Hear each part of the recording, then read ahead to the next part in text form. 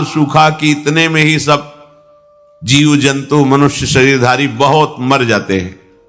भयंकर सूखा, गर्म वायु, तपती हुई, बचना मुश्किल है। उसी के घर्षण से दावानल, बड़े बड़े वनों में आग लग जाती है। पानी बूंद नहीं, न तालाब में, न कुआं में, न सरोवर में, न सरिता में, सब उष्ण ताप से सूख जाता है। बिना पानी के, बिना अन्न के तड़प तड़प करके जीव मरते हैं। कितना भयानक कष्ट है प्रलय में। हमें तो कष्ट ही कष्ट है। अगर मुक्त नहीं होते तो कष्ट ही, मरना कष्ट, जीना कष्ट, फिर जन्मना कष्ट, फिर रोग कष्ट, विषाद, हर्ष, शोक, भय, मान, अपमान, पूरा जीवन, पूरे जन्म के जन्म जब विचार करके देखो तो यहां कष्ट के सिवा कुछ हाथ नहीं लगता है। पूरा जीवन हो गया कमा के, मर गए, फिर कुछ नहीं, फिर नई पढ़ाई, नई योग्यता, नया धन, नया परिवार, फिर मर गए, फिर कब से चल रहा है।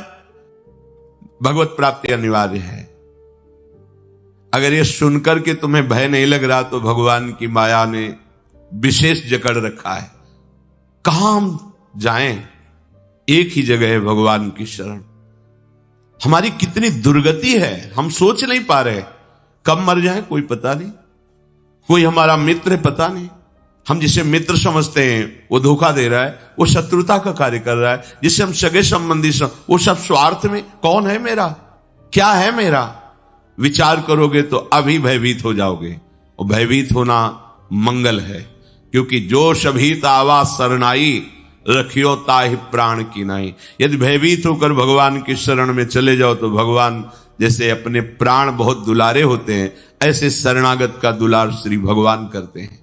एकमात्र हमारे बचने का उपाय भगवान के वचन से समझ लीजिए। वो कह रहे मामेव ए प्रपद्यन्ते माया में ताम तरन्ति।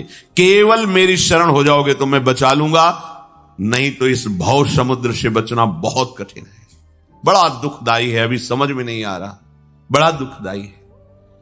कार में बैठे बैठे मुस्कुराते हुए पूरा परिवार जा रहा है, अंदर से पता नहीं क्या हुआ, कार में आग लग गई, सब भुन गए, पूरा परिवार।